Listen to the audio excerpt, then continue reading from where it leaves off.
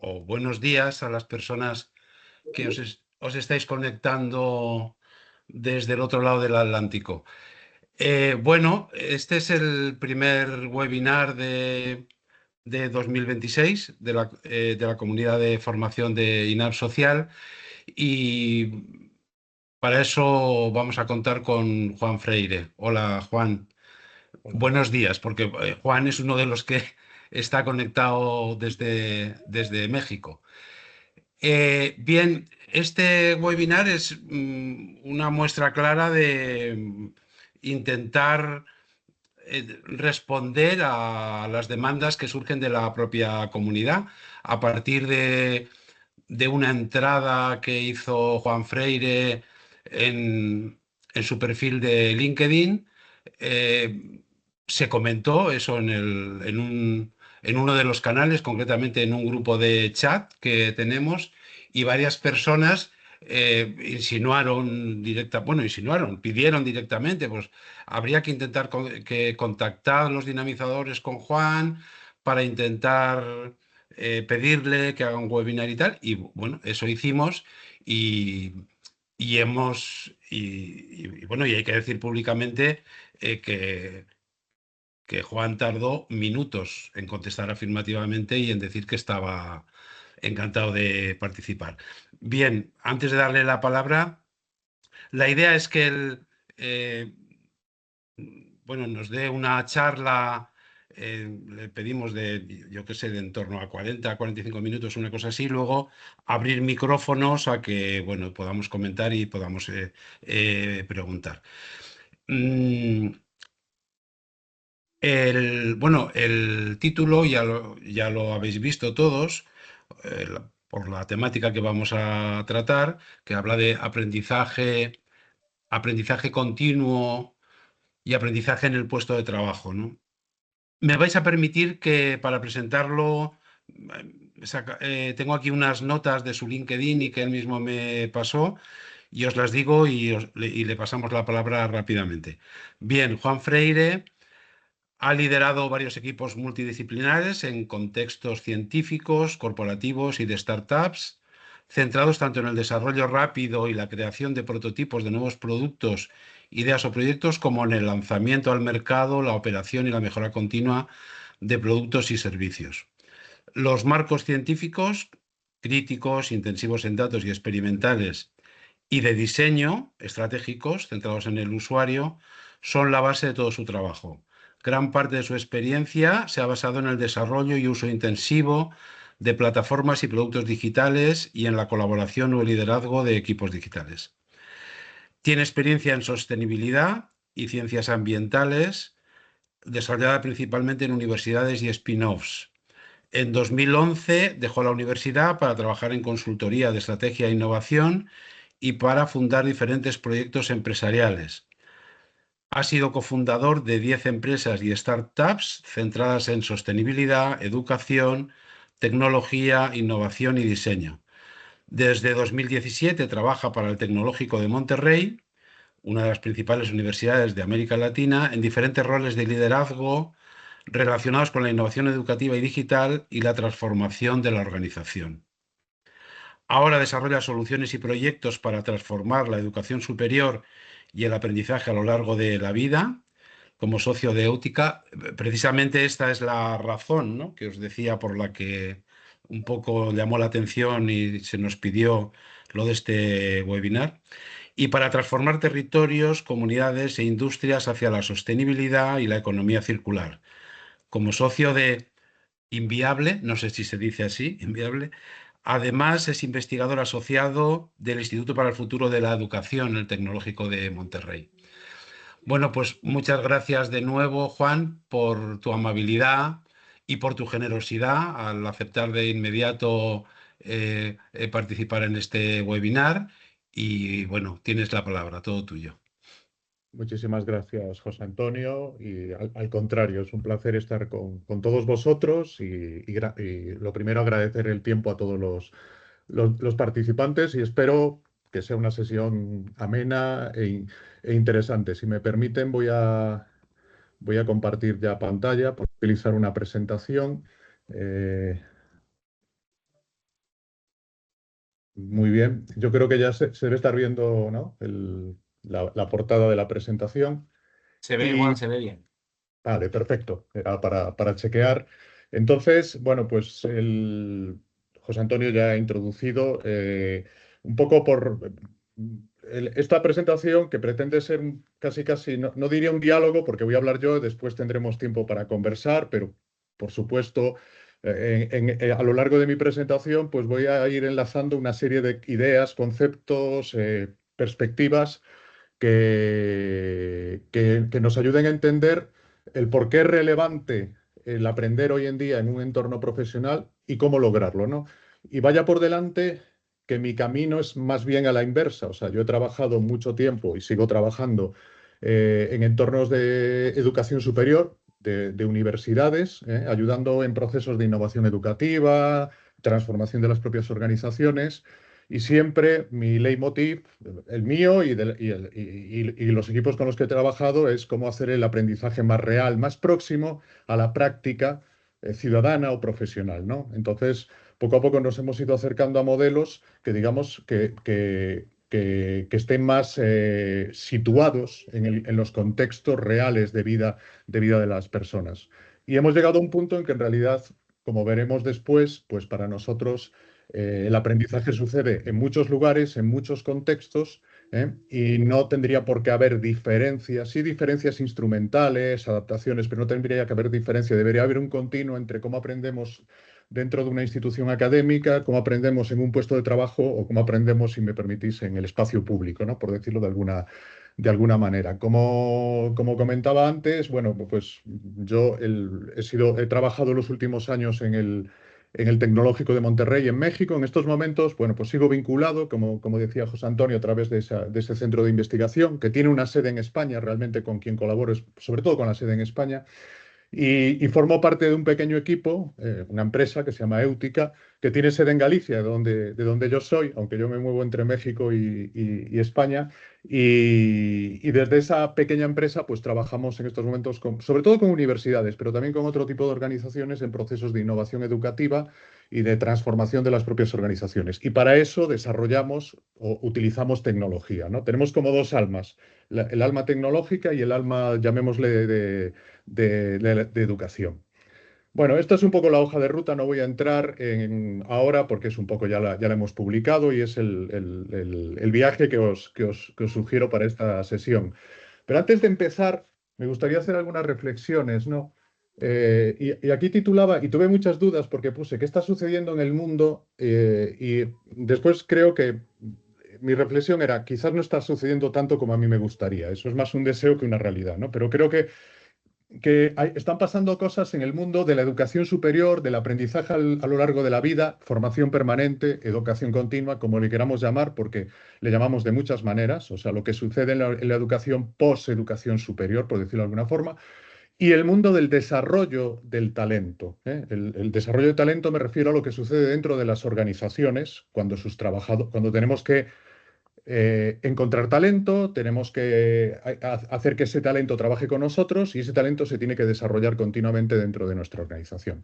Pues creo que están empezando a pasar muchas cosas interesantes, ¿no? Entonces, y esas cosas a mí me gusta explicarlas en esos tres círculos. Primero, están emergiendo nuevos modelos educativos y yo digo de relación, porque no solo es no solo es la actividad educativa en sentido estricto, sino la actividad relacional, que es parte esencial de la educación. Están surgiendo nuevos enfoques tecnológicos, y no me refiero solo a la inteligencia artificial, que también, y creo que ahí hay que hacer una reflexión crítica, porque mucha de la tecnología que se ha desarrollado en la educación, lo que llamamos a veces EdTech, pues realmente ha sido muy conservadora, pues ha estado demasiado alineada con los modelos educativos tradicionales y por lo tanto ha aportado poco de disrupción al sistema, pero están pasando cosas muy interesantes. Y abajo hablo de nuevos modelos de negocio, llamémosle nuevos modelos de sostenibilidad, nuevos modelos de relación entre las distintas organizaciones, ¿no? Que deben trabajar colaborativamente para lograr una educación, un aprendizaje realmente efectivo. Entonces, están pasando muchas cosas y creo que es un momento sumamente, sumamente interesante. Lo sería sin el impacto de la inteligencia artificial. La inteligencia artificial crea otra capa de complejidad y de disrupción y entonces es difícil a veces entender dónde nos situamos. Yo hablo por mí, ¿no? Hacia dónde van las cosas, pero están pasando muchas cosas. Y en este contexto, esto es como nuestro decálogo que son siete grandes atributos que creemos que tiene que tener el aprendizaje hoy en día. No voy a entrar en detalle, no voy a entrar en detalle, porque esta es la guía con la que quiero compartir con vosotros, ¿no? Creo que hacia ahí va la educación, el aprendizaje, o hacia ahí debería ir. Es muy aventurado decir que va hacia ahí, porque yo también defiendo que hay muchas formas de aprender y que son válidas y que las formas de aprender dependen del contexto de la persona y la necesidad de la persona. Pero creo que hay unas fuerzas que van en esa, o deberían ir para mí en esa dirección. Y el resto de mi intervención lo que voy a tratar es de justificar por qué creo que eso es así o debe ser así y cómo hacerlo realidad. Y para eso lo voy a explicar en parte con nuestra propia práctica, con nuestro trabajo, ya os digo, desde las trincheras en las que dije que estaba y trabajando con organizaciones que están en esos procesos de cambio. No es que sean, no es que sean mejores proyectos, no, simplemente es mi propia experiencia. Entonces, la primera pregunta sería, ¿por qué necesitamos? O sea, ¿por qué esa idea del aprendizaje efectivo, continuo, conectado con la realidad profesional, que más que un título era una descripción de la charla? La verdad es que el título después lo reflexioné y dije, debemos hacer algo más compacto, pero bueno, quedó así. ¿Por qué necesitamos eso hoy en día? Bueno, muy rápidamente, hay mucha literatura detrás de estos argumentos, pero no voy a profundizar porque si no nos comeríamos todo el tiempo. ¿Por qué el aprendizaje activo? Que, de nuevo, hay muchas modalidades de aprendizaje activo. Bueno, pues primero, porque en mi opinión, y lo sustenta mucha evidencia, es el que mejor desarrolla competencias y capacidades de las personas. El segundo, porque el aprendizaje activo es el que engancha más a la gente, utilizando ese término ahora muy popular en términos negativos, pero también tiene un término positivo. Y ese enganche es necesario para algo que en cambio es muy poco popular hoy en día, quizás, que es que el aprendizaje necesita esfuerzo y dedicación. O sea, no, el aprendizaje no es solo ocio, y no solo, digamos, no es una actividad que se pueda hacer sin esfuerzo y sin tiempo, sino que el aprendizaje profundo necesita esfuerzo y dedicación. Y para eso el aprendizaje activo es, digamos, la panacea, es la herramienta, la mejor herramienta. Y aprendizaje activo es un paraguas en el que se esconden muchísimas cosas diferentes, ¿eh? Hablaremos un poquito más de eso. Segundo, el aprendizaje tiene que ser continuo, ¿eh? A lo largo de la vida, permanente, ya, tiene muchos apellidos, pero la idea de continuo. Bueno, es bastante obvio porque hoy en día necesitamos aprendizaje continuo, porque esa idea de hace décadas o casi ya un siglo, ¿no? De que alguien se pasaba un tiempo en la academia y ya estaba preparado para el resto de su vida profesional, es una idea que hoy en día, como sabemos, no funciona.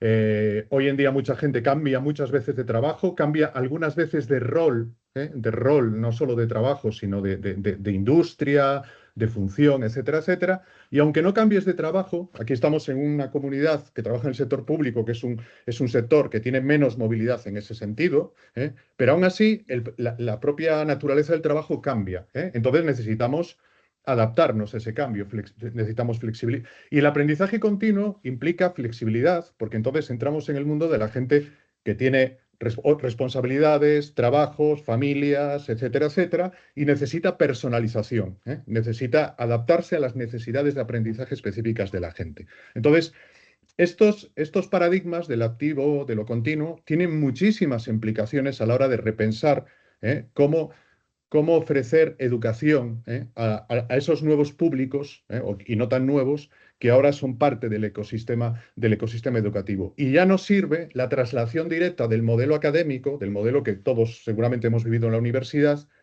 ya no sirve esa traslación a otros escenarios. Y el último punto, que nosotros lo denominamos significativo, o sea, relevante o significativo, es que es relevante para tu necesidad en ese momento. Eso está muy conectado con la práctica profesional, ¿no?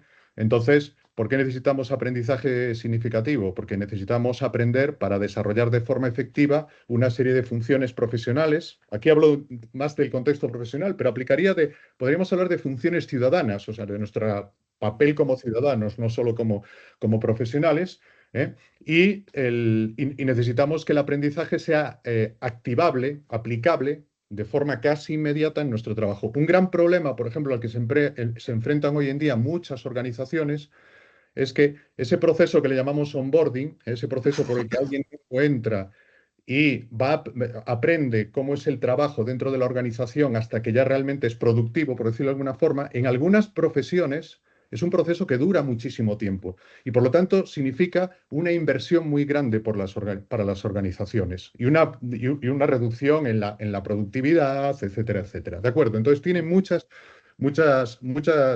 implicaciones. Y para nosotros esa tríada es la que, digamos, la que deberíamos perseguir cuando hablamos de educación y sobre todo de educación no académica, de educación en entornos profesionales.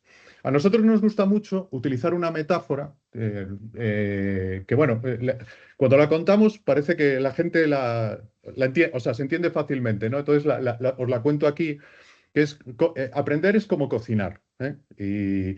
¿Y cómo aprendemos a cocinar? Pues todos cocinamos, yo cocino muy mal, pero cocino y seguro que aquí hay gente que cocina estupendamente, pero todos tenemos una mínima experiencia. Pues aprendemos, pues tenemos ingredientes y muchas veces no los podemos elegir, tenemos herramientas, pero tampoco las podemos elegir todo y tenemos una serie de recetas, pero todos sabemos que la receta por sí misma no nos hace un gran cocinero, ¿no?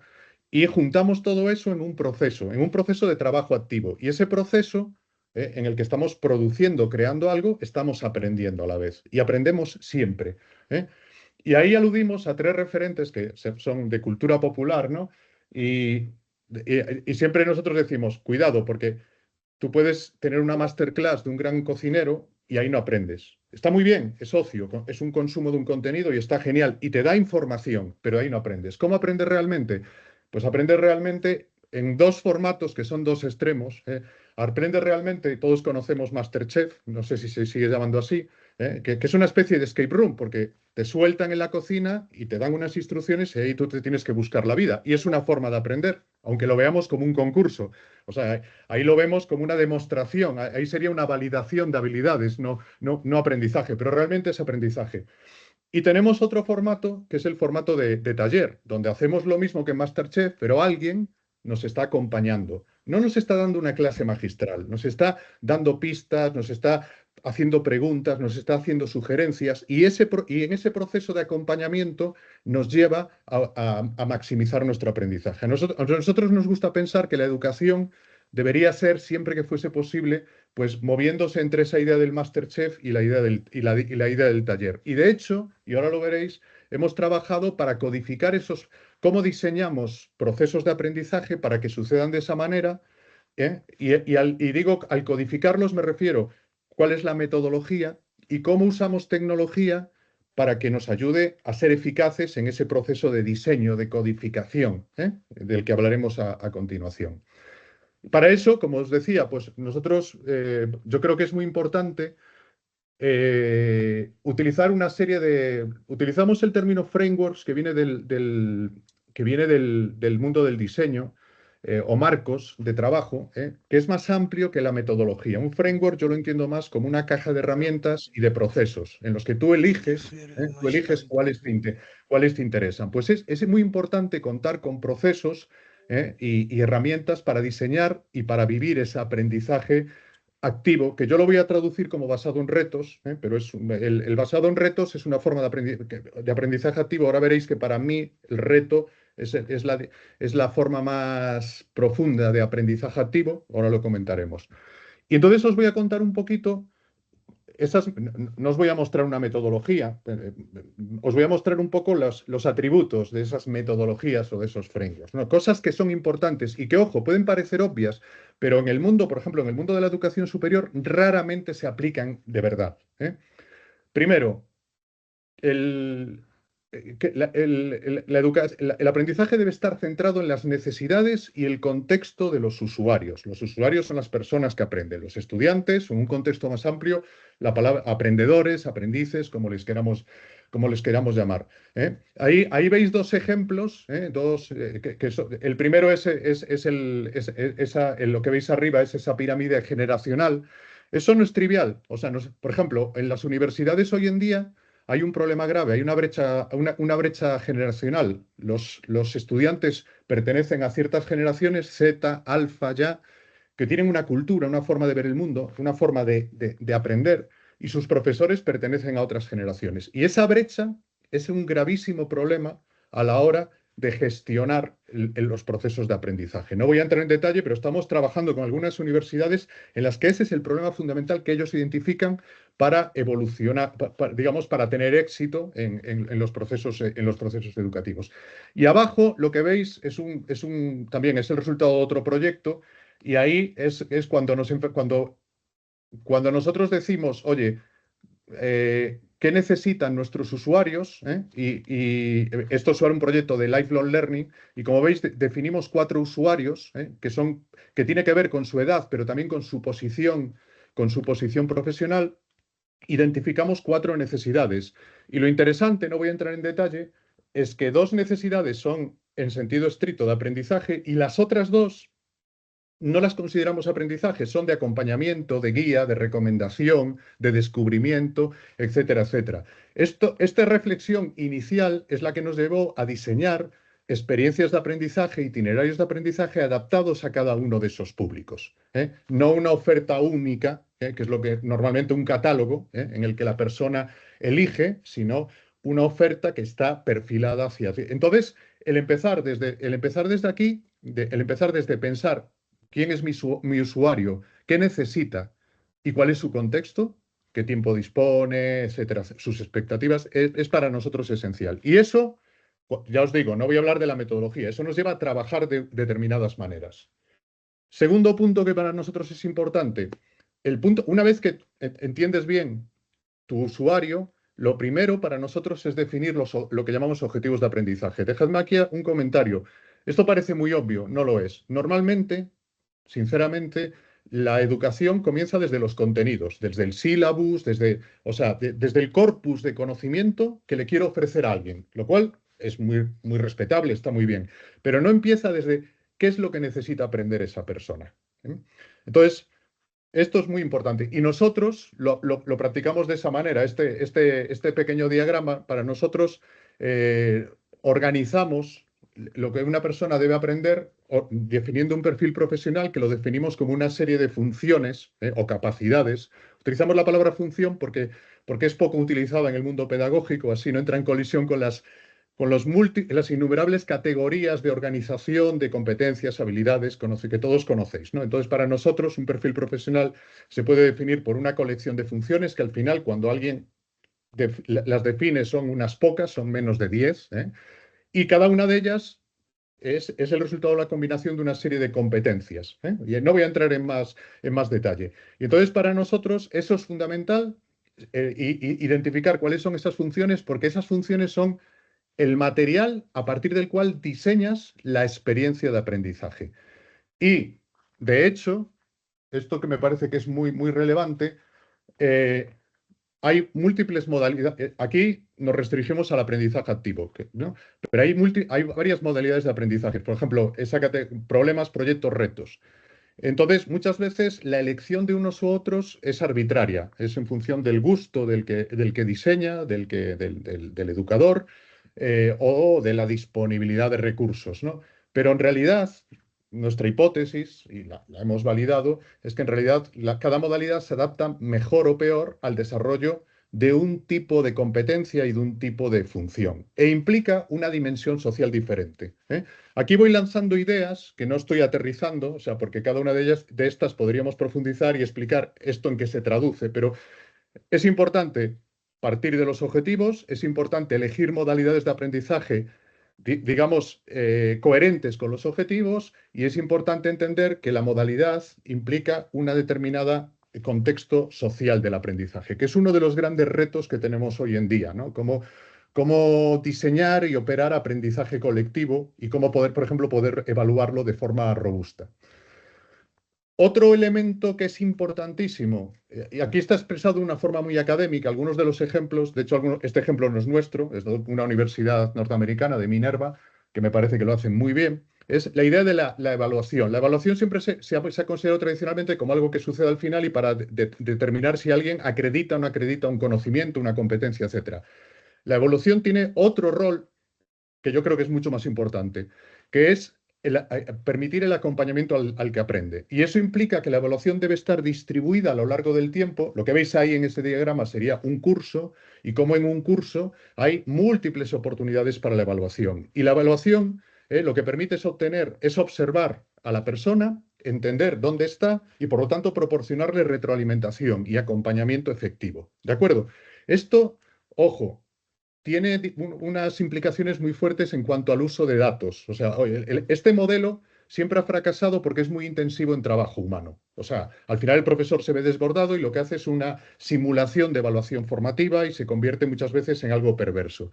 La clave de esto es que hoy en día es posible tener una experiencia enriquecida por la información, por los datos, y por lo tanto que el acompañador o el profesor o el mentor no tenga que hacer un gran esfuerzo en recopilar los datos, sino que su esfuerzo está en, digamos, entender los datos para proporcionar la retroalimentación, ¿eh? Eso.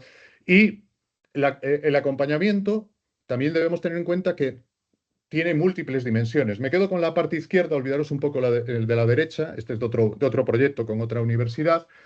Y es importante entender que alguien aprende en un contexto, y en ese contexto hay distintos agentes que le están ayudando, ¿eh?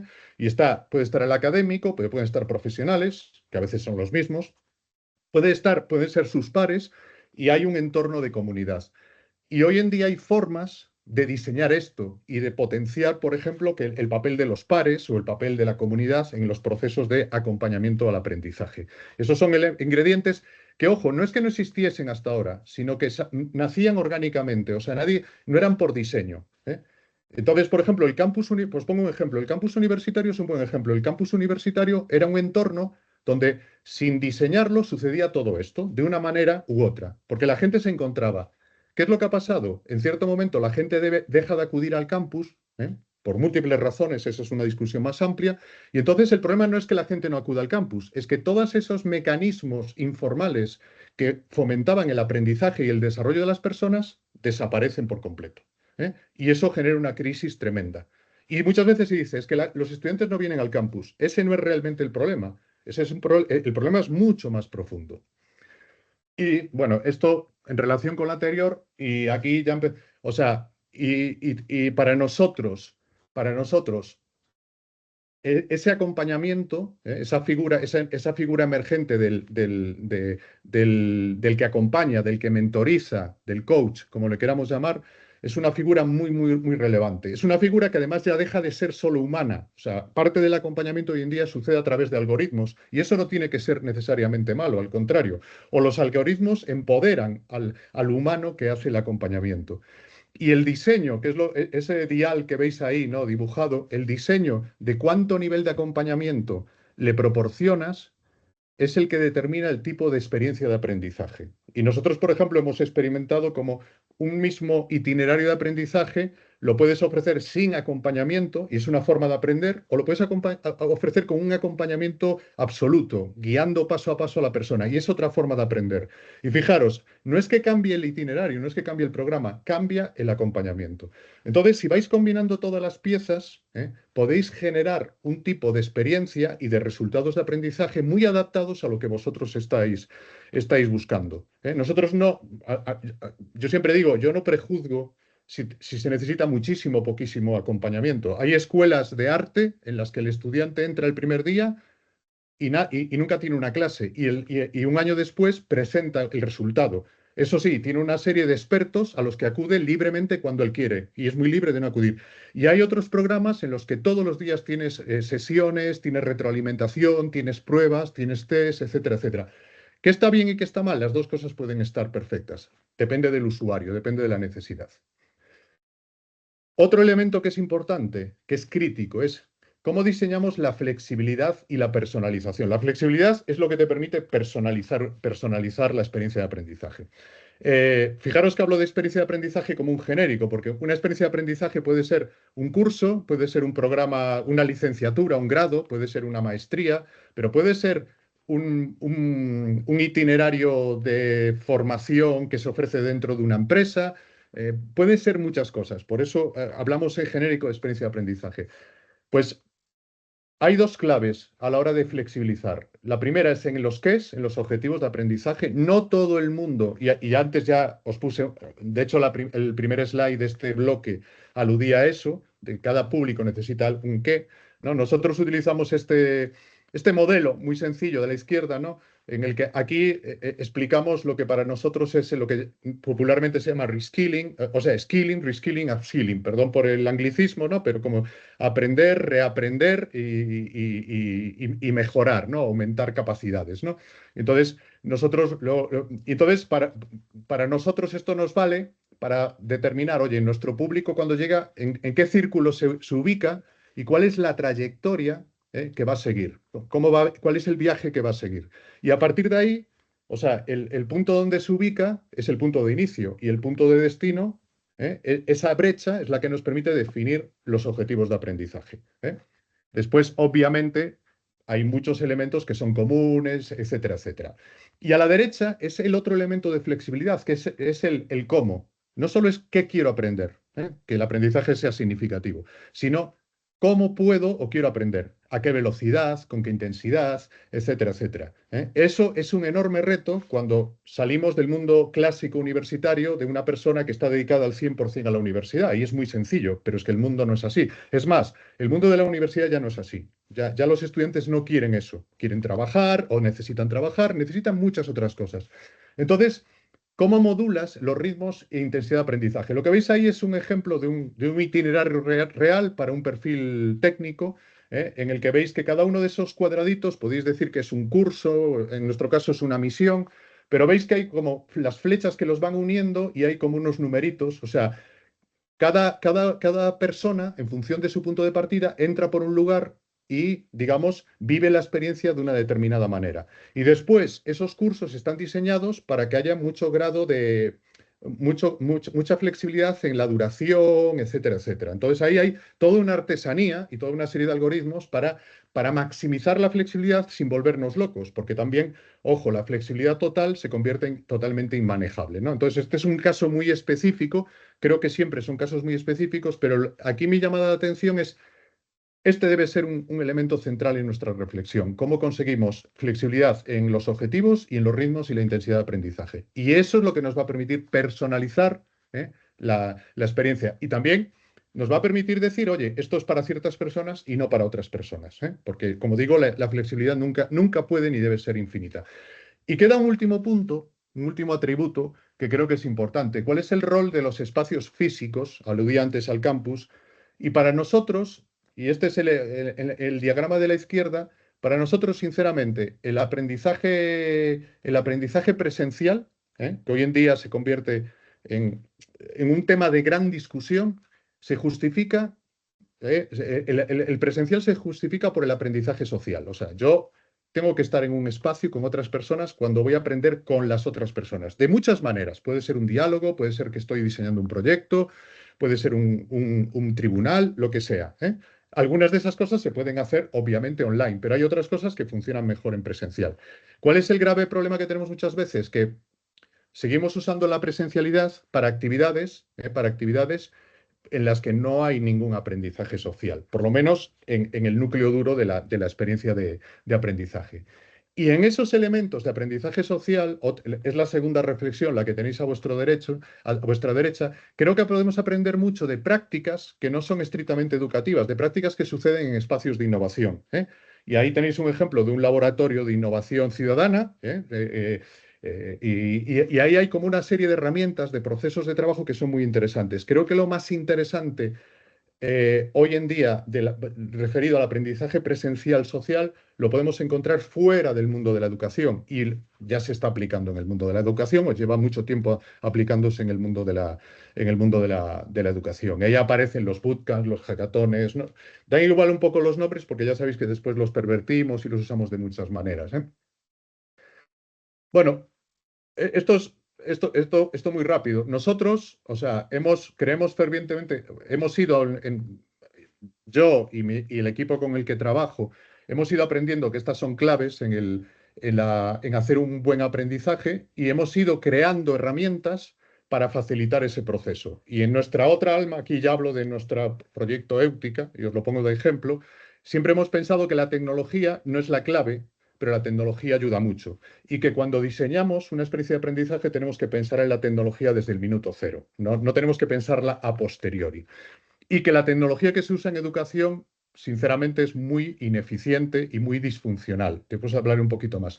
Y hemos ido desarrollando toda una serie de herramientas que hemos ido, digamos, integrando, pero como os decía, esas herramientas están al servicio del proceso de innovación y de transformación de la forma en la que aprendemos. Y aquí os muestro algunos, y esto no es que sea nuestra metodología, pero es como una síntesis, ¿no? de cómo, del journey que nosotros vivimos o que vive la gente con la que trabajamos cuando diseñan experiencias de aprendizaje. Como veis, empieza en el perfil y acaba, diseñas la experiencia, defines cómo acompañas y defines cómo evalúas, etcétera, etcétera. Y bueno, aquí lo veis aplicado en una herramienta tecnológica, por ejemplo, esa lógica de los perfiles, funciones, competencias, pues este mapa que veis aquí es una herramienta de trabajo totalmente funcional. Diseñamos perfiles. Este es un perfil profesional de DevOps, que a muchos os sonará, que es como la evolución del administrador de sistemas. Y es un perfil altamente demandado hoy en día en las empresas en general y las de tecnología en particular. Y nosotros le llamamos internamente a nuestros cursos, le llamamos misiones, porque, bueno, misión alude a eso, a la actividad, al reto, etcétera, etcétera. Es una metáfora, ¿no?, que nos gusta utilizar. Y para nosotros, este diagrama en el que no voy a entrar es un poco el que explica cómo nosotros generamos esas experiencias de aprendizaje activo, y cómo además ahí veis que hay momentos de bifurcación, en el que alguien regresa. ¿Veis? O sea, normalmente un curso es lineal y tiene pocas oportunidades para bifurcarse, para hacer loops, etcétera, etcétera. Nosotros conseguimos eso por diseño y eso hace que el aprendizaje sea mucho más efectivo, ¿no? Y dentro de cada cajita hay como muchas claves, ¿no?, para generar engagement, para generar resultados, etcétera, etcétera, ¿no? Y aquí lo veis, esto es el diagrama y aquí lo veréis pintado, ¿no?, sobre la pantalla. Hay una cosa que es interesante. Si entráis en las plataformas educativas, los que muchas veces se llaman LMS, normalmente son muy áridos, o sea, las interfaces de usuarios son muy duras y muy alejadas de lo que es el mundo real hoy en día. Seguramente muchos de vosotros utilizáis herramientas como Notion o herramientas como Miro o el mismo Google Drive, o utilizáis muchas herramientas basadas en IA que tienen otros interfaces de usuario. Y ese diseño de la usabilidad importa mucho, porque puede ser la diferencia entre que alguien use la herramienta o no la use, ¿no? Entonces nosotros también hacemos el esfuerzo de crear herramientas que digamos que tienen un interfaz de usabilidad contemporáneo, que le resulta normal al diseñador o al estudiante. Y bueno, voy a saltarme algunas cosas. Eh, al explicaros cómo lo hacemos nosotros, he derivado a la tecnología y era la intro de la tecnología importa, os lo dije antes. No debemos, o sea, seguramente los que estamos aquí, una parte, pues yo no soy un ingeniero, yo no desarrollo software, ni mucho menos, pero entiendo la importancia que tiene la tecnología y siempre en los últimos años he procurado que en nuestros equipos hubiese gente que sabe de educación, gente que sabe de tecnología y al final todos sabemos un poco de todo, aunque cada uno tiene su función. Y creo que un gran cambio de paradigma hoy en día es que tienes que pensar desde la tecnología, desde el minuto cero, no la tecnología como algo que viene al final. O sea, que tú piensas la pedagogía y después le dices al ingeniero y ahora eso me lo implementas en una herramienta. No, la tecnología tiene que venir al principio. ¿Cómo tiene que ser la tecnología que necesitamos en el aprendizaje?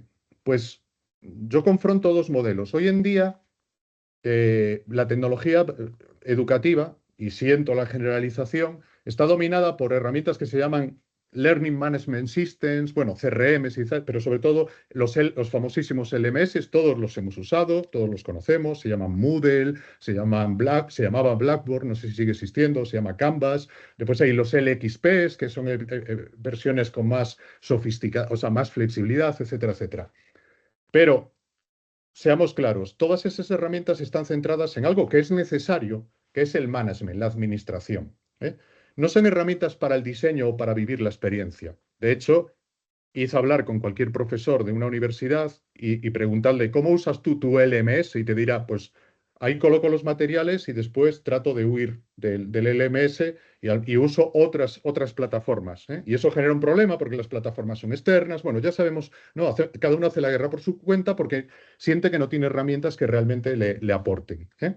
Entonces, eso genera la administración, lo que genera son restricciones. En vez de proporcionar flexibilidad, restringe las cosas que puedes hacer. Una forma de saltarte la restricción es salirte del sistema, pero eso tiene otras implicaciones porque, por ejemplo, la capacidad que tienes individual de diseñar, o sea, de usar plataformas es mucho más limitada. Y además se pierde algo en todo este proceso perverso, que es que se pierden datos. Y eso es esencial. O sea, tenemos que pensar que la educación y el aprendizaje no es algo distinto a cualquier otra industria, digamos, atravesada por lo digital hoy en día, y que los datos son una herramienta esencial para comprender el desempeño del sistema, el desempeño de las personas y, por lo tanto, mejorar el propio sistema. No para el control, sino para la mejora. ¿De acuerdo? ¿Qué es lo que necesitamos? No necesitamos romper con lo que aparece a la izquierda, necesitamos enriquecerlo, ¿eh? Y el enriquecerlo es lo que aparece a la derecha. Necesitamos herramientas realmente que diseñen el aprendizaje y herramientas que permitan vivir el aprendizaje, orquestar el aprendizaje. Aquí también otra reflexión. Yo no creo que aprender sea sentarse delante de una pantalla. Es más, hay una cosa que siempre se entiende muy mal porque nosotros desarrollamos tecnología como parte de nuestro trabajo y siempre decimos, nosotros diseñamos tecnología para expulsar a la gente de la pantalla. O sea, esa lógica de que el que aprende se sienta delante de una pantalla y de forma pasiva, individual, aprende, esa puede ser una pequeña parte de la experiencia, pero no tiene que ser la parte. El aprendizaje tiene que suceder, pues no sé, el que aprenda desarrollo de software se tiene que ir a su consola de programación.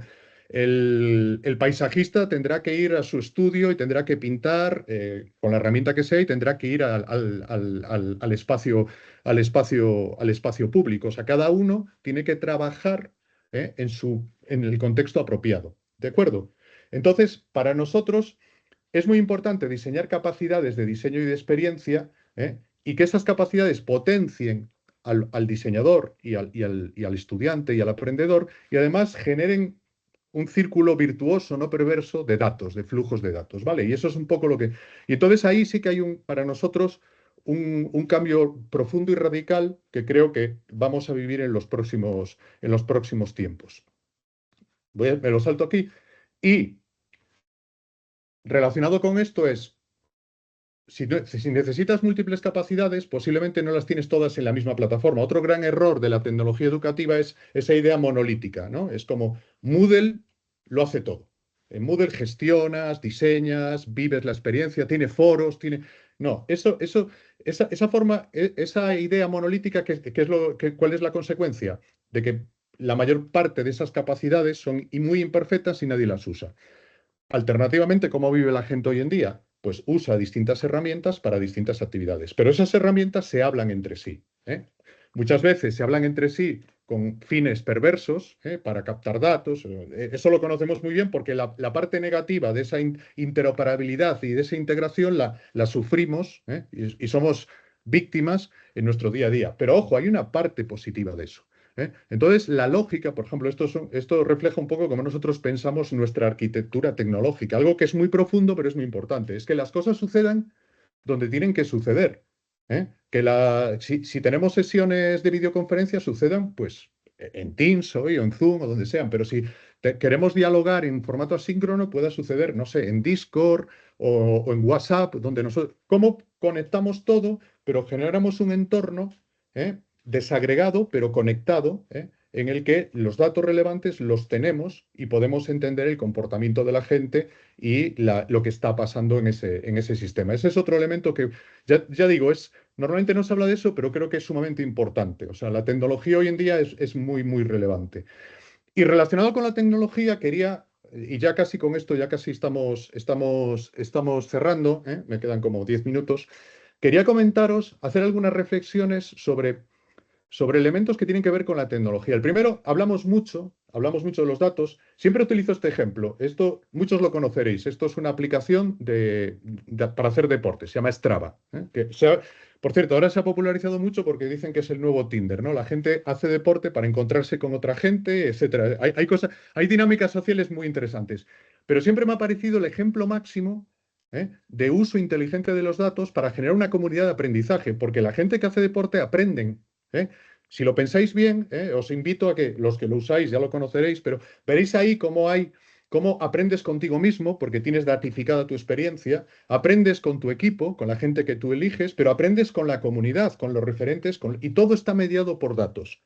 Entonces, para mí siempre ha sido como una referente, porque creo que ya en el presente y a futuro nos vamos a encontrar con entornos de aprendizaje que se van a parecer mucho, no solo en el look and feel, no solo en el interfaz, sino en el uso de los datos, a lo que encontramos ya desde hace unos años en herramientas que tienen que ver con otro tipo de comunidades, que son las comunidades deportivas, que si lo pensáis es un entorno en el que también aprendes, ¿vale? Aprendes además es aprendizaje totalmente activo. Otro elemento que me parece que es importante es el tema de la IA. No voy a entrar en detalle aquí, pero por ejemplo, que veis ahí a la derecha, lo que veis es como una simplificación del journey, del diseño de una experiencia de aprendizaje que nosotros aplicamos. Y esa experiencia puede ser, como os decía, un curso, puede ser un itinerario formativo, puede ser lo que sea. Y cómo en ese proceso de diseño nosotros identificamos las actividades que hace la persona que diseña y identificamos, mapeamos las herramientas de inteligencia artificial que le serían útiles. Nuestro enfoque y mi posición es que el valor fundamental de la inteligencia artificial es aumentar las capacidades de las personas. O sea, hay cosas que se pueden automatizar y está muy bien, pero creo que en educación y el factor diferencial es el factor humano. Pero la inteligencia artificial puede proporcionar información, conocimiento, reflexiones, datos que pueden ayudar al que diseña, al que acompaña, al que aprende, le pueden ayudar a mejorar mucho su desempeño. ¿De acuerdo?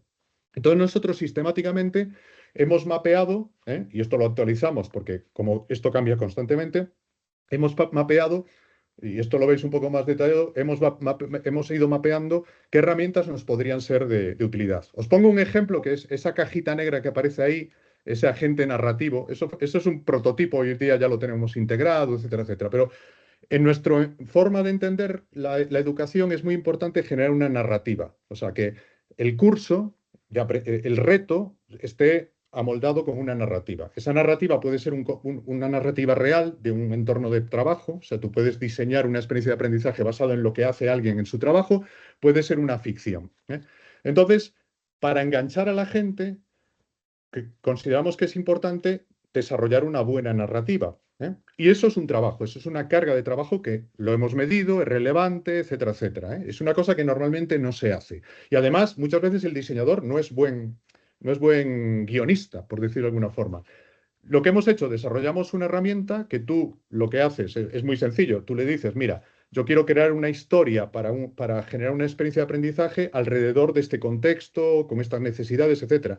Y entonces el agente está entrenado para que te sugiera narrativas. Te sugiere varias, tú las eliges, tú dialogas con él y te genera. Entonces, hemos calculado que generar una narrativa en nuestras pruebas solo con nosotros mismos, pues podían ser 20 horas o 30 horas de trabajo y hoy en día lo hacemos en una hora, por poneros un ejemplo. Pero lo importante no es eso, que es muy importante. Lo importante es que la narrativa que generamos hoy en día es mucho más potente, es mucho mejor que la que generaríamos sin ayuda de la inteligencia artificial, mucho más atractiva, mucho más interesante. Y no lo hemos probado últimamente con los nuevos modelos de lenguaje, como el Opus 4.6 que ha sacado Claude, etcétera, etcétera, que de nuevo es como otro salto hacia adelante enorme, ¿no? En la capacidad que tiene la inteligencia artificial, sobre todo para esas tareas que tienen que ver con textos largos, narrativas complejas, etcétera, etcétera. Y termino contándoos, nosotros, aunque somos una organización muy pequeñita, pues nos dedicamos, uno, a trabajar con organizaciones diversas en procesos de innovación y cambio. Utilizamos tecnología para esos procesos de cambio, pero la tecnología no es el centro. A veces lo hacemos sin tecnología. Y en paralelo mantenemos como una línea, como un laboratorio de I+D. O sea, estamos constantemente tratando de inventar cosas. Y este año, como nuestros dos grandes retos, en los que ya llevamos tiempo trabajando, son, uno, incorporar sistemáticamente sistemas de agentes de inteligencia artificial en el diseño y la vivencia del aprendizaje.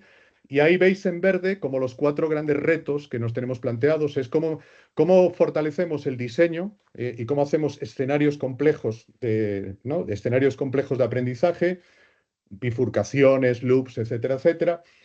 Otra cosa que conecta con lo que os diré después, cómo generamos agentes que actúen como compañeros de viaje, o sea, cómo muchas veces los equipos de trabajo, eso lo hacemos porque, uno, el futuro es eso, vamos a trabajar cada vez más con compañeros que no son humanos, y dos, porque eso nos permite parametrizar el aprendizaje en equipo, que es un gran reto. Tres, cómo podemos versionar o hacer adaptaciones muy rápidos para distintas industrias en las que no siempre contamos con todos los expertos que necesitaríamos. Hay un conocimiento experto. Como ese conocimiento experto lo podemos acelerar a través del uso de agentes de inteligencia artificial. Y cuatro, todo lo que tiene que ver con el acompañamiento. Ya hablamos antes con el acompañamiento, la retroalimentación, la evaluación, etcétera, etcétera. Entonces ahí, en nuestra hoja de ruta para este año, está trabajar en estos cuatro ámbitos de tal forma que sobre una capa de tecnología, ahora haya una capa de herramientas de inteligencia artificial que permitan, digamos, aumentar las capacidades de todos los agentes del ecosistema, como os decía antes, ¿no? Profesores, diseñadores, acompañadores, aprendedores, etcétera. Y el otro gran reto tiene que ver con el trabajo en equipo. Es algo que ya estamos implementando, pero nos parece como el gran reto a futuro, ¿no? O sea, el trabajo en equipo es una necesidad clarísima, pero en el mundo educativo da mucho miedo. Y es normal, porque en el trabajo en equipo los grados de libertad son demasiados. O sea, tú no puedes predecir si un equipo va a avanzar mucho en el aspecto técnico de un proyecto, o va a avanzar poco porque entran en conflicto. Pero fijaros, que un equipo entre en conflicto es bueno, porque desarrolla toda una serie de habilidades transversales: diálogo, gestión del conflicto, negociación, etcétera. ¿Cuál es el problema que tiene el que piensa el trabajo en equipo? Que no sabe ese equipo hacia dónde va a ir, entonces nos da miedo, y no podemos asegurar un resultado. Eh, ¿Qué estamos haciendo nosotros? Estamos conceptualizando cómo deberíamos diseñar el trabajo en equipo para que ese trabajo en equipo realmente fuera robusto y nos permitiese conseguir unos objetivos. Entonces, bueno, hay todo un trabajo ahí de diseño de los procesos y después de implementación de funcionalidades tecnológicas que nos permitan hacer operativo ese proceso. Entonces, para nosotros en estos momentos es todos los sistemas de inteligencia artificial y todo lo que tiene que ver con trabajo en equipo, que al final son competencias transversales, son como los dos grandes retos de investigación y desarrollo que tenemos en estos momentos y que humildemente estamos tratando de aportar algunas cosas. No son dos retos separados, están muy conectados entre sí. Termino. Algunos ejemplos, que os quería un par de minutos, algunos ejemplos, ya lo di antes. Por ejemplo, ahora le pongo nombre y apellidos, con la Universidad Politécnica de Cataluña estuvimos trabajando en la puesta en marcha de su escuela de formación permanente, que hoy en día ya existe, y dentro de eso desarrollamos un programa, y ese programa aludía antes, ¿no? Cómo hacemos el reskilling de gente de administradores de sistemas a DevOps, ¿no? Y cómo hacemos algo flexible. Realmente fue la primera vez, porque nosotros ayudábamos a otros en procesos de innovación, pero aquí nosotros desarrollamos un producto educativo porque queríamos llevarlo al extremo y validar todas las hipótesis que nosotros teníamos, ¿no? Y bueno, sin entrar en detalles, es un programa que está funcionando en estos momentos, en los que profesionales que necesitan esa actualización están aprendiendo con altísimos grados de flexibilidad y realmente están desarrollando las funciones profesionales que necesitan en su nuevo contexto. Y otro proyecto, este es mucho más incipiente, de hecho es la primera vez que hablo de él, y me parece muy interesante. Estamos trabajando con la universidad, arrancando no, porque ya hicimos un trabajo previo, con la Universidad Carlos III. Todo lo que os decía antes de la brecha generacional, todo eso, el año pasado tuvimos la ocasión de trabajar muy en profundidad en eso, y aquí es un proceso de upskilling. Y ojo, aquí el profesional es un profesor universitario, pero da igual, es un profesor universitario que hoy en día necesita desarrollar nuevas funciones profesionales para hacer un upskilling, una actualización, una mejora de su perfil docente. ¿Para qué? Pues para varias cosas que aparecen ahí, no voy a entrar en el detalle de los diagramas, pero necesita entender a sus estudiantes, necesita saber gestionar, dinamizar grupos, necesita saber evaluar de forma continua, necesita utilizar nuevas herramientas tecnológicas, necesita implementar un uso crítico y creativo de la inteligencia artificial. Hay una serie de retos, que la universidad ya los estaba abordando, pero eso ahora lo hemos empaquetado en un itinerario que le llamamos de transformación docente, de impulso docente, bueno, eso, y estamos enrolando ahora los primeros esto es un reto porque ya estamos enrolando a los primeros centenares de profesores. O sea, también aquí hay un reto de cómo hacemos esto a escala, ¿eh? Y de hecho estamos trabajando en paralelo en cómo conseguimos que esto pueda operar, no con centenares, pero en un futuro quizás con miles de profesores distribuidos geográficamente, ¿no? Es un proyecto que tenemos ahora en marcha. Son dos ejemplos, ¿no? De dos procesos de lifelong learning, de dos perfiles profesionales, uno que necesita, que se ha quedado obsoleto y necesita cambiar, moverse a otro lugar, pero desde un punto en donde está, y otro que necesita mejorar y ampliar capacidades, por una serie de razones. Y la lógica con la que estamos trabajando en ambos es la misma, la que os conté antes, aterrizado a contextos radicalmente distintos. Y ya lo resumo aquí, y con esto cierro, que era casi el inicio. Para nosotros, esto es como se lo contamos a las organizaciones que no son educativas. Cuando lo decimos, es que aprender o sea, tú tienes tres necesidades y vosotros en vuestros puestos de trabajo tendréis tres necesidades y algunos seréis responsables. Necesitas que tu gente aprenda de manera continua, ¿eh? Eso es lo que es más fácil de entender, pero muchas veces lo que necesitas es validar. Alguien tiene la capacidad, o sea, la validación, por ejemplo, para seleccionar talento. O sea, quiero contratar a alguien, realmente esa persona tiene el perfil, no tiene el perfil, sabe hacer una cosa, sabe hacer otra, o valido para definir cuál es la ruta de aprendizaje. Y un tercer punto que nos parece muy importante, y también con otras organizaciones estamos empezando algunos proyectos, es lo que se llama el onboarding. O sea, cuando alguien ya lo has seleccionado, cómo es ese viaje inicial y cómo aceleras ese proceso, para que esa persona, digamos, en el mínimo tiempo sea, digamos, productivo, o sea, se integre. Y esa es una combinación de aprender herramientas, quizás de desarrollar algunas habilidades nuevas y de aprender a manejarse en un contexto de equipo y en un contexto cultural determinado. Eso también se puede parametrizar, creemos, y se puede convertir en una experiencia de aprendizaje, aunque ahí ya nadie le llame experiencia de aprendizaje. Pero para nosotros es muy importante resaltar que esos tres contextos, que normalmente son mundos separados, en realidad son, son parte de un continuo, y eso nos parece muy relevante. Y por mi parte, pues nada más, muchísimas gracias por la atención y bueno, pues tenemos ahora como media hora, ¿no? Para conversar un poco sobre todo esto, dudas, críticas. Muy bien. Pues muchísimas Gracias. gracias, Juan. Interesantísimo, desde luego, lo que dices, ¿eh? Dice, antes hablábamos de la grabación para que lo pudieran ver quienes por cuestión de horario y no podían asistir, pero yo creo que también es muy interesante a los que sí hemos estado para seguir, bueno, dándole vueltas a algunas de las cuestiones que has comentado. Yo, Mira, si me sí, permites, sí, lo hago muchas veces, he optado por bombardear, o sea, y pido disculpas por hablar de muchas cosas que yo creo que son las piezas de un puzzle, porque lo que quiero provocar es eso, que en sí, cada una de esas cosas susciten una reflexión y un pensamiento de, bueno, ¿y eso qué implica para mí en mi práctica? ¿Cómo lo sí, sí. utilizo? Etcétera, etcétera. Muy bien. Aquí a través del chat ya Sí. tenemos alguna intervención. Unas de Silvia, que cuando hablabas de las LMS y de que dice que es muy relevante lo que comentas. Silvia, ¿estás ahí? ¿Activas tu micro y tu Hola, cámara? buenas tardes. Hola, José Hola, Silvia. Antonio. Hola. Hola, ¿qué Hola. tal? No, es que me ha parecido muy interesante, Juan. Bueno, muchas gracias por tu presentación. Ha sido fantástica y me deja el cerebro, como decías, José Antonio. Necesitaré volver a ver tu presentación, ¿de acuerdo? En la administración pública, yo lo que me estoy encontrando es que salir de Moodle nos genera muchísimas dificultades, como tú decías, y aquí pues es evidente que o gastas mucha mucho presupuesto para hacerlo mucho más amable y usable, o si lo haces para cursos masivos y con uso habitual, pues realmente te encuentras con la dificultad de que no es no es una herramienta agradable para el aprendiz, ¿no? Entonces, no sé aquí qué solución, Juan, estáis Vale, planteando para las sí, administraciones públicas. Muchas mira, gracias. Sí. nada a Bueno, ti, que Silvia.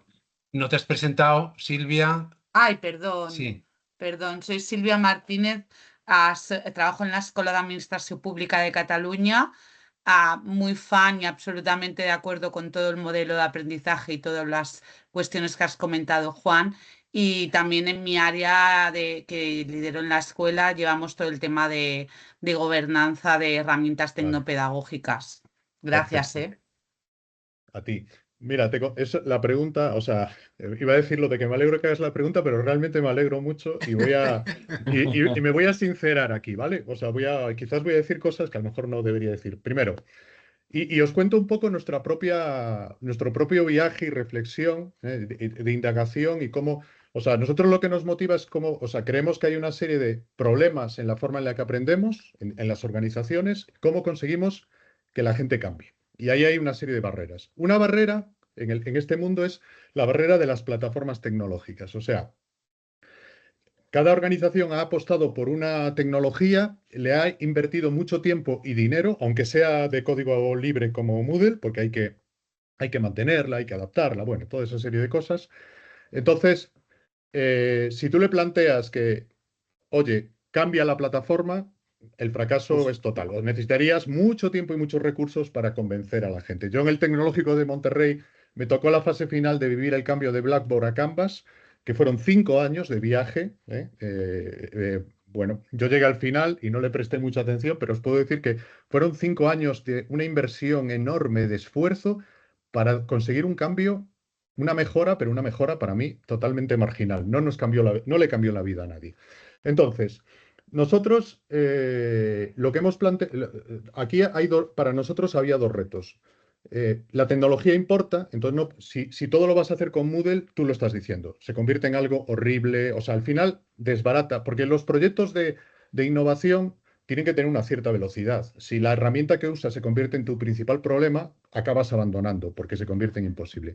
Entonces, nuestro enfoque es, vamos a desarrollar herramientas. Primer reto, desarrollemos herramientas que no vayan en contra de, sino que amplíen capacidades. Y lo que hemos hecho es, hemos procurado centrarnos en lo que tiene valor, que es para nosotros el valor es el diseño, la experiencia y los datos, por decirlo de alguna manera, y después nos hemos preocupado de enchufar todo, ¿vale? De tal forma que nosotros hoy en día es como, oye, si hablamos con una organización, una universidad, una administración pública, una empresa, es, oye, tú quieres, o sea, tú quieres que tus datos vivan en Moodle, no hay ningún problema. Todo el flujo de datos va a Moodle y ciertas actividades relacionadas con la gestión, etcétera, etcétera, suceden en Moodle. Pueden suceder también en otras herramientas. Tú parametrizas cómo quieres que sea la experiencia y qué uso le quieres dar a tus herramientas. Lo único que haces es aumentar capacidades. Eso sería el primer elemento. Y ya hemos hecho más que pruebas, o sea, pruebas reales, y lo hemos hecho de múltiples maneras y no hay ningún problema.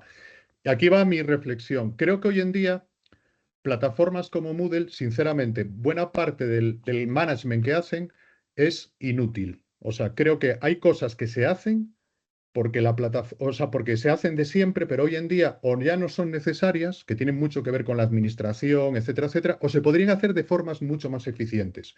Entonces, mi posición más radical, que no es la que le recomiendo a una organización, es como, piénsate bien si las herramientas que tienes realmente, qué valor te aportan, ¿eh? Y igual las vas a ir abandonando paulatinamente, pero no porque las cambies por otras, sino porque esas funcionalidades, digamos ya, o son innecesarias o hay otras que las hacen mucho mejor. Entonces, nuestra forma de hacerlo es, oye, yo aumento capacidades y tú decides cómo quieres parametrizar eso, ¿vale? Entonces, yo, por ejemplo, os digo que hoy en día, y no es nuestro, hoy en día hay herramientas de analítica de datos que tú las enchufas en cualquier plataforma que son fascinantes. En cambio, tú ves la analítica de datos que te proporciona Moodle y es muy, muy, muy básica y requiere un esfuerzo enorme generar una mejor capacidad. Entonces, ¿por qué te vas a empeñar en eso? Entonces, esa es la primera reflexión. Y la segunda reflexión con la que nos hemos encontrado, y esto nunca lo hemos contado, es que nosotros al final, o sea, nuestra vocación es acompañar a organizaciones y hemos desarrollado tecnología porque para nosotros tecnología es como enrutar el proceso. O sea, si no usas tecnología, el proceso es mucho más lento, doloroso, etcétera, etcétera. Te tienes que pelear con la tecnología preexistente. Entonces siempre hemos considerado que lo argumenté antes, que la tecnología sí importa. Llegó un momento en el que esa tecnología ya estaba suficientemente madura y decíamos, oye, si se lo tenemos que contar a la gente, le tenemos que contar que esto es una plataforma, ¿no? En realidad, y entonces es una plataforma pensada para la flexibilidad. Y hemos tenido enormes dificultades por dos razones, porque una que nos ha hecho pensar mucho es que cuando tú le das capacidades a una organización para el cambio, pero le dices, el cambio es tu responsabilidad, yo te ayudo, yo te aconsejo, yo te acompaño, pero el cambio es tu responsabilidad. Sinceramente, no digo los que estáis aquí, pero muchas organizaciones no quieren eso. O sea, lo que quieren, lo que quieren las organizaciones es la solución mágica, ¿no? Es como, y muchas veces se piensa que la tecnología es la caja mágica, es una caja negra que tú la instalas en un sitio y ya todo funciona de otra manera. No es verdad. No es verdad. La transformación duele, igual que el aprendizaje, que decía que se necesita esfuerzo, dedicación, transformar, innovar, duele, etcétera, etcétera. Pero hay herramientas para que eso sea más ágil, más efectivo, etcétera, etcétera. Entonces, esta es la primera parte de nuestro discurso que muchas veces choca, ¿eh? Y a veces, y la segunda parte es como, al final, la organización piensa que va a comprar una plataforma. Y en cierta medida puedes pensar que es así, porque dices, bueno, oye, sí, me transformo y después tengo que usar tu plataforma. Nosotros le estamos dando vueltas y lo que hemos decidido es que, digamos, la tecnología no tiene que ser nuestra propuesta de valor. La tecnología es una herramienta. Entonces estamos diseñando ahora y ya poniendo en marcha modelos de relación con las organizaciones donde nosotros cedemos la tecnología. O sea, nosotros no queremos hacer negocio vendiendo tecnología o un servicio tecnológico. Sí tenemos ese servicio, porque ojo, hay muchas organizaciones que dicen, yo no me quiero complicar la vida, yo quiero que tú me des el servicio. Eso ya nos pasa. O sea, organizaciones que dicen, no, no, yo no quiero tener la infraestructura conmigo, yo quiero que tú me des el servicio y si se cae, que tú lo resuelvas, todas esas cuestiones y esas cosas las hacemos. No es lo más sexy para nosotros, obviamente, es un trabajo más de mantenimiento operativo, pero tenemos que hacerlo. Pero la idea es que la tecnología es una herramienta y la tecnología no es parte de la propuesta, del negocio que nosotros, o sea, de la forma en la que nosotros, digamos, nos mantenemos, nos sostenemos financieramente, etcétera, etcétera. Le hemos dado muchas vueltas a eso porque creemos que es un elemento muy profundo y creemos que el escenario hoy del mundo tecnológico, el escenario del mundo tecnológico en distintas industrias hace que al final se piense, que el cambio pasa por comprar tecnología, lo cual no es verdad, es parte de la historia, y dos, que digamos que la forma de sostener el modelo es vender la tecnología o el servicio tecnológico, ¿eh? La plataforma, etcétera, etcétera. Nosotros creemos que hay otras formas de hacerlo y es las que estamos ensayando, posiblemente requieran más trabajo de nuestra parte, pero creemos que de esta forma podemos ser más exitosos. O sea, puede haber más organizaciones que entren en el proceso y digamos el coste para las organizaciones va a ser muy, muy inferior y por lo tanto se van a animar más para entrar en el proceso. Bueno, perdón que me he enrollado mucho, pero quería compartiros esas cosas que aún estamos como tratando de aterrizar y documentar, ¿no? Sí, Muchas sí. gracias. Javier, aunque hayas levantado la mano, si no te importa, en el chat había una intervención anterior. Sí. Si te parece, le damos primero la palabra a Gloria Conesa, ¿vale? Gloria, ¿estás por ahí? Sí, hola. Buenas Hola. tardes a todos. ¿Te presentas, Vale. por favor? Sí, soy Gloria Conesa y trabajo en la Agencia Tributaria de la Región de Murcia, en la Ajá. comunidad autónoma. Vale, pues yo había planteado dos preguntas. Una era cuál sería el modelo Freire, un plan personalizado de aprendizaje experiencial, Learning by Doing, para directivos públicos de alto nivel. Porque, sobre todo, o sea, lo que planteo es la administración pública en el sentido de que nosotros tenemos pues las barreras importantes como puede ser la rigidez. Nosotros nos movemos por la norma, nos movemos con actos administrativos, nuestra cultura organizativa está la resistencia también al cambio y cuando hablamos de innovación y todo esto, pues hay que hacer experimentos y en la administración no gusta eso porque el coste puede ser muy grande. Entonces me interesaba bastante su punto de vista Sí, en este entorno. Y el otro entorno que le planteo es también en el tema de la universidad y ámbito académico, pues me consta que hay preocupación y me gustaría saber su opinión sobre cuáles son los principales miedos, porque son percibidas como áreas de riesgo en el contexto deportivo, y cuáles medidas ahora mismo estas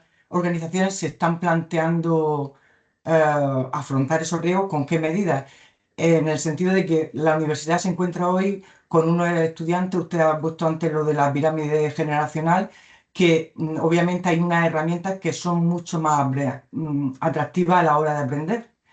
Entonces, pues hay un nuevo estilo de vida, hay otros valores y ahí tienen que competir las universidades y creo que, bueno, no es imposible por supuesto, pero que es un tema difícil. Pues sí, muchísimas gracias. gracias. Te contesto primero sobre directivos de alto nivel. Es muy interesante cuál es mi modelo, no es mi modelo, pero, pero mi experiencia, o sea, partamos del directivo de alto nivel, de las necesidades que tiene. Y aquí hablo en genérico, ¿eh? Habría que aterrizarlo, entenderlo mejor. Los directivos de alto nivel normalmente tienen limitaciones de tiempo por diversas razones. Y el aprendizaje en los directivos de alto nivel, ellos prefieren, pero además es el más efectivo, un aprendizaje social. O sea, trabajar con tiempos limitados, en experiencias fundamentalmente presenciales y de alta calidad. Y eso, por ejemplo, un buen referente, no digo que lo hagan todo bien, yo me ha tocado trabajar además con ellas, pero las escuelas de negocios lo hacen, lo bordan ahí. Ese es y bueno, y tenemos en España escuelas de negocios de máximo nivel.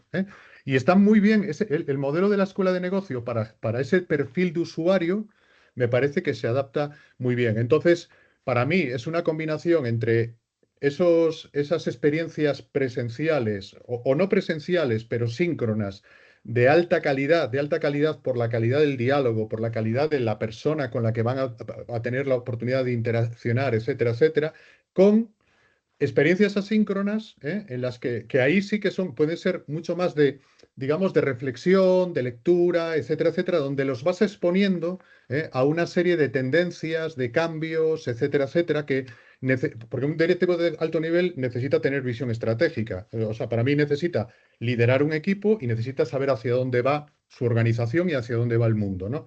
Entonces, esas dos capacidades las puedes cubrir de esta manera. Y posiblemente, si se me permitiese, incorporaría experiencias de aprendizaje activo, pero las diseñaría insertadas en su trabajo. O sea, convertir el liderazgo de sus proyectos y de sus equipos en una experiencia de aprendizaje.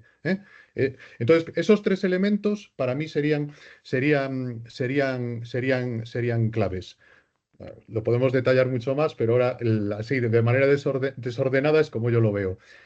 ¿Cuáles son los miedos de las universidades? Caray, para mí son tres. Uno, el más profundo y que explica los otros dos, es la desconexión con la sociedad. Aunque se diga, o sea, y en el ámbito, me voy a olvidar de la investigación, que podríamos hablar mucho, pero en el ámbito educativo es la percepción de que hay una desconexión entre el desarrollo que vive una persona dentro de la universidad con lo que la sociedad demanda. Y no hablo solo a nivel profesional, pero también, ¿eh? Entonces ahí hay una brecha creciente, ¿eh? Entonces, el entender cuál es el papel que juega la universidad, hacia a dónde llega y a dónde no llega, porque la universidad muchas veces quiere llegar a todos lados y hay tipos de aprendizaje para los que la universidad no es la mejor opción y ya está, y debería retirarse de ahí, a lo mejor, y centrarse. Pero esa desconexión que tiene múltiples causas, me parece que es un problema de fondo. Eso lo conecto hay esa preocupación, pero muchas universidades son muy conservadoras, muy lentas, muy poco ágiles, y todos tienen una incapacidad total de cambiar, de evolucionar, de formas efectivas. Entonces, porque tampoco ese mal no es solo de las universidades, le sucede a muchas organizaciones, pero en las universidades, por razones históricas, de gobernanza, todas las conocemos, y hay muchos tipos de universidad, hay una gran dificultad. Y cuando estamos en un momento de inflexión, de cambio profundo, tienes que cambiar rápido, más rápido de lo normal. Y la universidad muestra... Entonces aquí hay que trabajar dos frentes. Uno, hacia dónde tengo que evolucionar y dos, cómo habilito los procesos para que eso suceda en un plazo razonable, antes de que ya me quede fuera de juego total. Y después, ya más en superficie, pero que en realidad son síntomas y también causas de lo que digo antes, son, yo diría dos cosas. Una, la enorme brecha, la brecha creciente con sus públicos, ¿eh? Con los estudiantes de 18 a 25 años, ya hablamos antes, largo y tendido, pero con la gente, con los profesionales también, porque el profesional busca otro tipo de aprendizaje y la universidad no se lo proporciona. Entonces, al final, ese profesional o sus empresas dejan de acudir a la universidad para buscar esa formación permanente, etcétera. Entonces, esa brecha, que es una brecha cultural, o sea, a muchos niveles, tiene mucho que ver también con cuál es la función de la universidad. Y ahora, pues el tema de la inteligencia artificial, obviamente, ¿no? Pero el tema de la inteligencia artificial no creo que sea solo una cuestión pasajera, o sea, es la tecnología de moda, lo es, y es una burbuja, lo es, pero es un cambio absolutamente profundo en cómo la gente aprende, cómo la gente, digamos, se relaciona con el mundo y también en lo que hay que aprender, qué cosas tenemos que... O sea, un ingeniero de software hasta hace 3 años trabajaba de una manera y ahora trabaja de forma radicalmente diferente. Yo diría que yo mismo, hasta el año pasado, trabajaba de una manera y ahora trabajo de otra manera, que creo que es mejor además. Creo que me gusta más y genero mejores resultados, ¿no? Pero entonces, esos tres miedos creo que están muy conectados y ya digo, y la propia historia, gobernanza del sistema hace que las reacciones sean enormemente lentas. Pero bueno, tampoco hay que ser fatalista, hay formas de acelerar ese proceso. Y yo he tenido la oportunidad de trabajar con algunas universidades que están siendo capaces de acelerar su proceso de cambio y hacerlo, ¿eh? Y digo, el privilegio ha sido mío, que en el camino me he encontrado con ellas y ahí he aprendido que se puede lograr. Muchísimas gracias. Sí, sí. A ti, De hecho, Gabriel. nos ponías un ejemplo, Juan, ¿no? Con la Universidad Carlos III. Está trabajando un poco también en esa línea, ¿no? Con lo que nos decías Efectivamente. del cambio de los docentes, de la transformación de la función Sí, está docente. pasando esto. Aquí otra reflexión, a lo mejor poco políticamente correcta, más para el ámbito español. Yo hablo con muchas universidades, tengo la oportunidad de trabajar con muy poquitas, o sea, bueno, pues no tenemos más capacidad, tampoco nos, pero estoy detectando que y hablo solo del ámbito educativo entonces, hay muchas universidades que la educación, sinceramente, no les dan ninguna importancia. O sea, es como, pues la educación es como es y siempre ha sido así y eso no es un factor de diferenciación. O sea, a futuro no tenemos que apostarle y hacen cambios cosméticos. Veamos toda la revolución de las y es irónico, de las microcredenciales, que la Unión Europea implementa un formato de microcredenciales que la clave es la flexibilidad y la orientación profesional y las universidades, muchas de ellas reconvierten todos sus cursos sin esa orientación. Y todo esto, de repente en España, todas las universidades tienen 1000 microcredenciales. Sí, Estoy ironizando, no siempre es así, pero bueno. sí, sí. Entonces, hay muchas universidades que no están en esta guerra, bueno, creen que la guerra va por otro lado. Y hay otras universidades que tienen preocupación pero no hacen nada, y hay universidades que tienen preocupación y hacen cosas. Y esas universidades, y no hablo solo, o sea, no tengo problema en decirlo, me parece que la Carlos III, que es una universidad muy exitosa, y yo ahora he tenido la oportunidad de conocerla, la conocía poco, y o sea, mis respetos. Y es curioso que pero no solo la Carlos III, otras universidades que van bien son las que están diciendo, vamos a cambiar. Y cuando hablas con ellos, tienen sus argumentos. Dicen, vamos bien, pero para seguir yendo bien en el futuro tenemos que evolucionar. Sí. Ese mismo argumento lo hizo en el 2012 el Tecnológico de Monterrey y en el 2019, yo no estaba allí en ese momento, pero y en el 2019 lanzamos un nuevo modelo educativo, totalmente nuevo, que estaba, digamos, auspiciado por esa reflexión y por un proceso de experimentación. Entonces, quiero decir que es interesante que las organizaciones para mí que están en cierta vanguardia, y son las que ahora se están preocupando más. Y no es no es porque tengan más problemas, sino porque saben que a futuro deben evolucionar. Muy bien. Javier, disculpa, ahora es tu turno ahora. Si te quieres presentar. Bueno, ¿me escucha bien? ¿Me escucha bien? Sí, sí, un Poquito bajo. poquito de fondo, pero te escuchamos. Bahía Blanca, mi escoria y trabajo para la Universidad Nacional del Sur en proyectos de desarrollo y estamos interactuando con una cantidad de personas muy mayores que han estado en la actividad técnica de la electrónica, y queremos hacer un espacio de transferencia de conocimientos hacia gente más joven. Y nos encontramos con el desafío de la interacción de esa generacional, que se hablan distintos lenguajes, distintas formas. Los más grandes no quieren el móvil, no quieren leer en digital, y los más jóvenes que quieren cada vez más tecnología. Sí, sí, Si no, nos, es el... Bueno, si o nos puedes sea, dar algún tip. pues, o sea, mi tip, o sea, necesitaría sinceramente profundizar más. Si quieres, nos emplazamos y tenemos una conversación en privado, estaría encantado. Yo creo que es buscar una experiencia, un flujo de interacción, digamos, que trate de ser amigable. O sea, yo creo que hay dos partes. O sea, primero, entrenar a esas dos generaciones que comprendan al otro. Hay un proceso ahí ahí hay que empezar, oye, tienes que comprender a tu usuario, ahí es tu par, o sea, tu contraparte. Eso es lo primero. Entonces, eso lo estamos haciendo, por ejemplo, con la Carlos III. Oye, si no entiendes a tus estudiantes, lo primero es entenderlos, sin juzgar, ¿eh? Es entender el porqué. Y a partir de eso es una parte, y la otra parte es cómo diseñas un proceso en el que la tecnología no sea una barrera, sino que la tecnología sea un lugar de encuentro. Y ahí hay muchas, no digo que haya solución para todo, pero hay muchas formas. O sea, si pones aquí esto es un problema especialmente complejo, porque tienes dos tipos de usuario y lo que estás buscando es un proceso de interacción.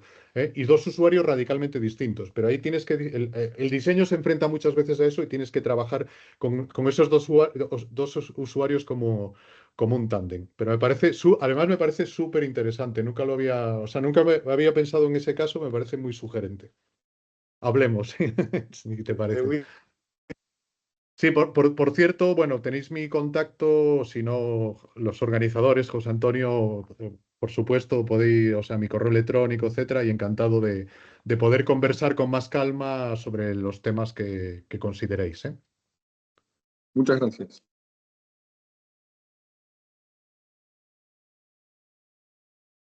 Pues muy bien, no hay, a ver, sí, Olga Martínez ha levantado la mano. Sí, hola, buenas tardes. Yo trabajo en el Departamento de Derechos Socials en la Generalitat de Cataluña también, en temas de gestión de conocimiento, formación, sobre todo más formación que gestión de conocimiento, porque casi no tenemos tiempo de hacer esto.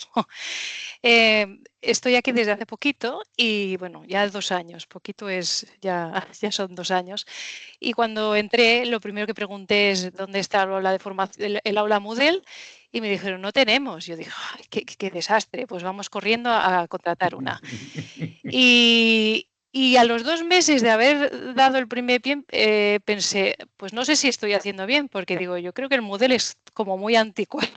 Y recuerdo que en el último congreso EDO, en el verano pasado, pregunté si el Moodle tenía sentencia de muerte y nadie se atrevió a contestar.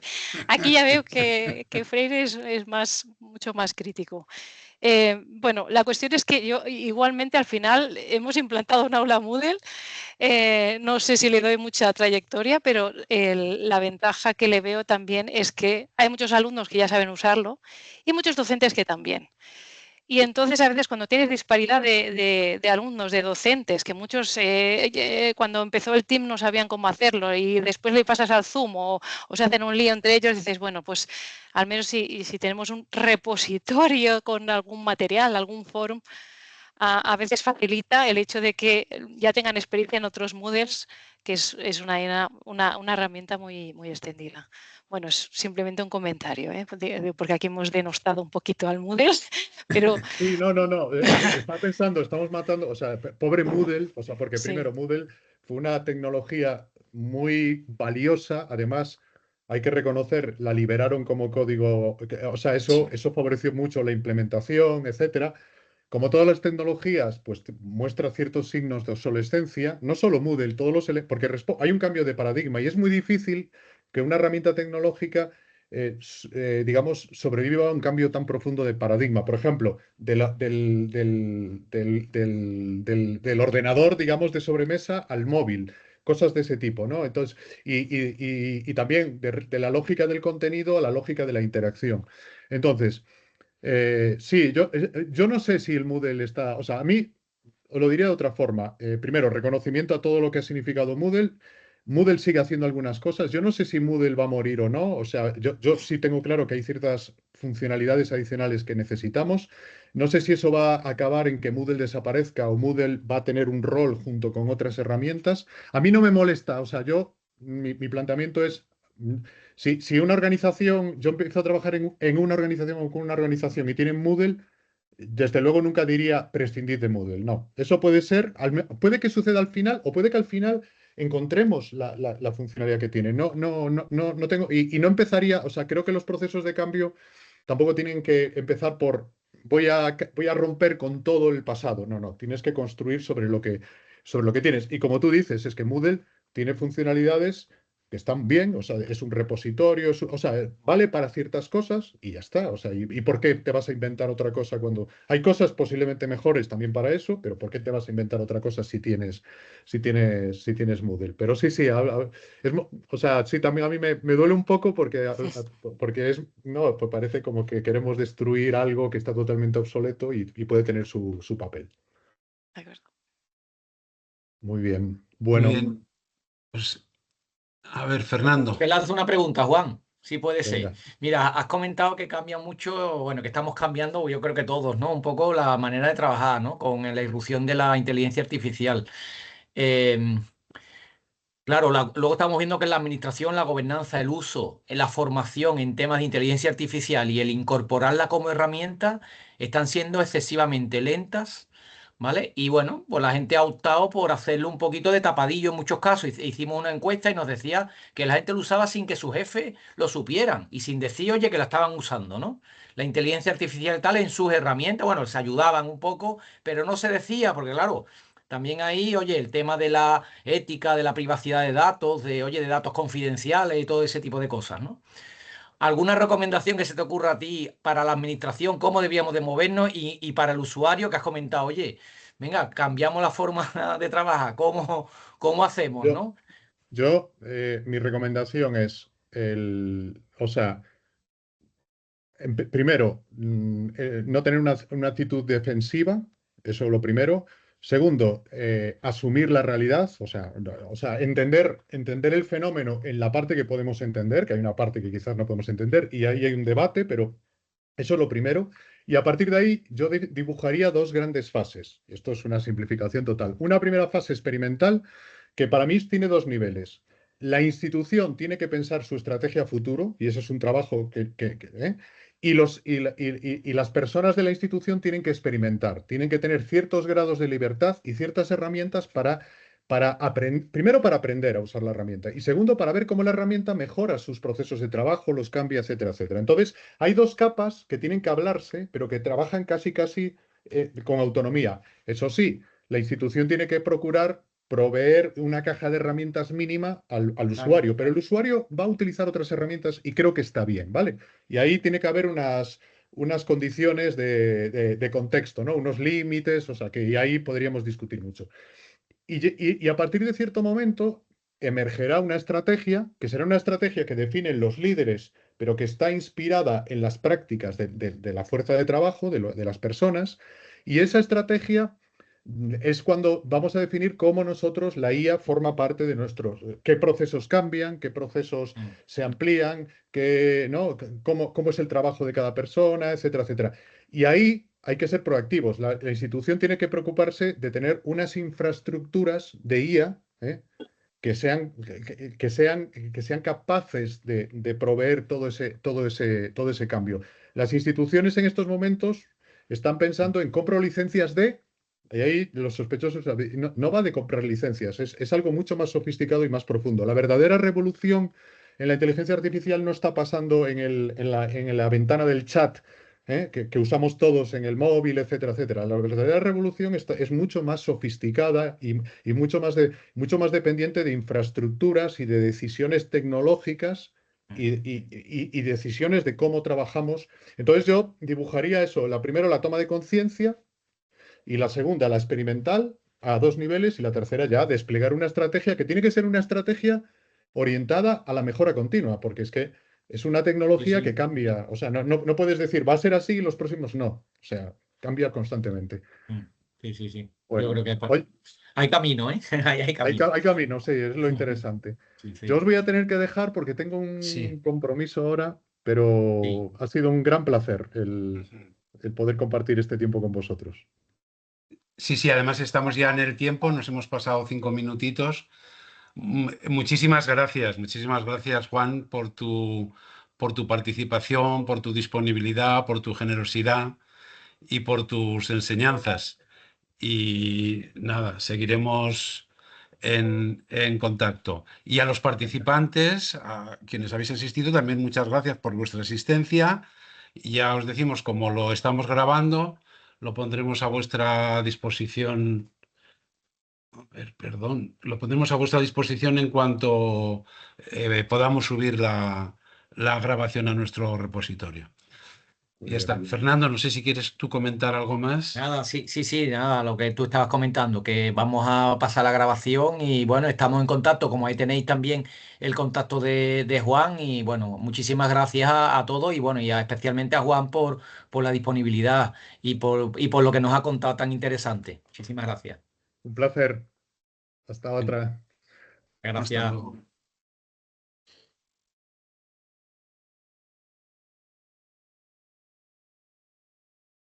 Gracias.